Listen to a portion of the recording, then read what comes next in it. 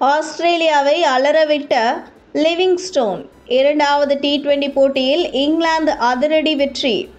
Australia மற்றும் இங்கிலாந்து அணிகளுக்கிடையே நேற்று நடைபெற்ற இரண்டாவது T20 போட்டி மிகவும் பரபரப்பான மற்றும் சுவாரஸ்யமாக நடைபெற்றது.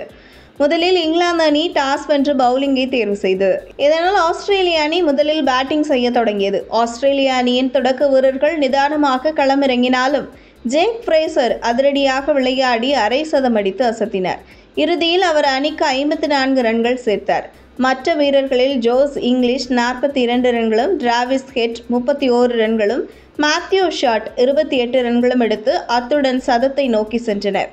இவர்களுடைய சிறந்த ஆட்டத்தால் ஆஸ்திரேலிய அணி 20 ஓவரில் 6 விக்கெட்டுகளை இழந்து 193 ரன்கள் குவித்தது. இங்கிலாந்து பவுலர்கள் தரப்பில் லிவிங்ஸ்டோன் மற்றும் பிரெட்டோன் கார்ஸ் தலா 2 விக்கெட்டுகளை வீழ்த்தி ஆஸ்திரேலிய அணியை கட்டுப்பாட்டில் வைத்தனர். பந்துகளை சூப்பராக திசை திருப்பியதன் காரணமாகவே இங்கிலாந்து அணியிடம் விக்கெட்டுகளை அடுத்தடுத்ததாக இழந்தது குறிப்பிடத்தக்கது. போட்டியின் இரண்டாம் பாதியில் 194 ரன்கள் என்ற பெரிய இலக்கை எதிர்கொண்டு இங்கிலாந்து அணி களமிறங்கியது. தொடக்க ஆட்டக்காரரான பிலிப் சால்ட் 23 பந்தில் 39 ரன்கள் எடுத்து நன்கு விளையாடினாலும் விரைவில் ஆட்டமிழந்தார்.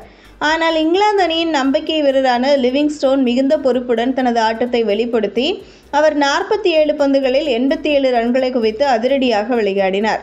லிவிங்ஸ்டோனின் அதிரடி ஆட்டம் இங்கிலாந்து அணியை வெற்றி பாதைக்கு அழைத்து சென்றது. இறுதியில் இங்கிலாந்து அணி 19 ஓவரில் 7 விக்கெட்டுகள் இழப்பிற்கு 194 ரன்கள் எடுத்து வெற்றி பெற்றது. இந்த போட்டியின் வெற்றி மூலமாக தொடரில் இரு அணிகளும் 1-1 என சமமாகின்றன. ஆஸ்திரேலிய பவுலர்களில் மேத்யூ ஷாட் தனது சிறந்த பந்துவீச்சு திறமையை வெளிப்படுத்தி 5 விக்கெட்டுகளை வீழ்த்தினார். அதோடு சீன் அபாட் 2 விக்கெட்டுகள் எடுத்தார். ஆனால் ஆஸ்திரேலிய பவுலிங் அணியின் சிறப்பான செயல்பாட்டிற்கு பிறகும் இங்கிலாந்து அணி வெற்றி பெற்றது. ஆட்டம் விறுவிறுப்பாகவும் பரபரப்பாகவும் அமைந்தது. ரசிகர்களுக்கு பெரும் உற்சாகத்தை கொடுத்தது. அடுத்த போட்டி மிகவும் விறுவிறுப்பாக இருக்கும் என்று எதிர்பார்க்கப்படுகிறது.